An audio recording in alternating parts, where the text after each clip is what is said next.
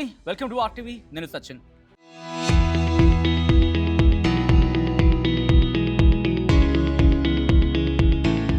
2026లో దేశ రాజకీయాలకు సంబంధించి మినీ సంగ్రామం ముగిసింది. అస్సాం, తమిళనాడు, పశ్చిమ బెంగాల్, పుదుచ్చేరి, కేరళ రాష్ట్రాల అసెంబ్లీ ఎన్నికల ఫలితాలు రిలీజ్ అయ్యాయి. ఈ ఫలితాలు దేశంలోని అతి పురాతన జాతీయ పార్టీ అయిన కాంగ్రెస్కు ఊహించిన షాక్ ఇచ్చింది. ఇంకెన్నో రాజకీయ సవాళ్లను కూడా మిగిల్చిందని చెప్పొచ్చు. నేషనల్ లెవెల్లో తమ ఉనికిని చాటుకోవాలని, తిరిగి పుంజుకోవాలని ఆశించిన కాంగ్రెస్ పార్టీకి ఈ 5 రాష్ట్రాల ఎన్నికల ఫలితాలు ఆశించిన ఫలితాలను ఇవ్వలేకపోయాయి. ఒక్క కేరళలో మినహా మిగిలిన 4 రాష్ట్రాల్లో ఆ పార్టీ ఘోర వైఫల్యం చెందిందని చెప్పి విశ్లేషకులు అభిప్రాయపడుతూ ఉన్నారు. 2026 అసెంబ్లీ ఎన్నికలు ఎంతో ఉత్కంఠభరితంగా సాగాయి. బీజేపీ, టీఎంసీ, డిఎంకే లాంటి బలమైన ప్రాంతీయ, జాతీయ శక్తులు తలపడిన ఈ ఎన్నికల్లో కాంగ్రెస్ పార్టీ తన మనుగడను కాపాడుకోవడానికి పడరాని పాట్లు పడింది.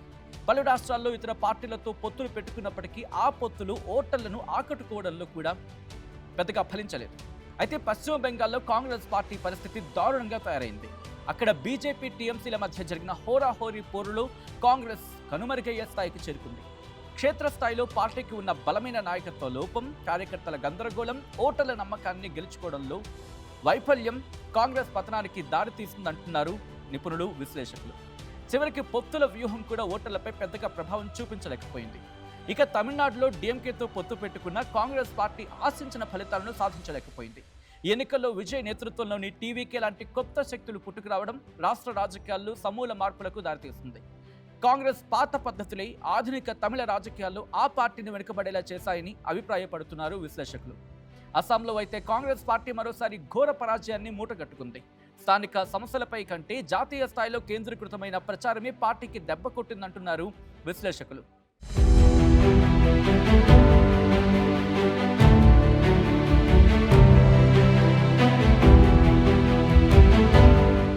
ఇక ముఖ్యమంత్రి హిమంత బిశ్వ శర్మ నాయకత్వంలో బీజేపీ అమలు చేసిన పథకాలు, సామాజిక సమీకరణాలు కాంగ్రెస్ ఓటు బ్యాంకును చిన్నాభిన్నం చేశాయని టాక్ ఉంది. అస్సాంకి సంబంధించి మాట్లాడుకుంటే ఇక పుదుచ్చేరిలో కూడా కాంగ్రెస్ పార్టీకి చేదు అనుభవమే ఎదురైంది.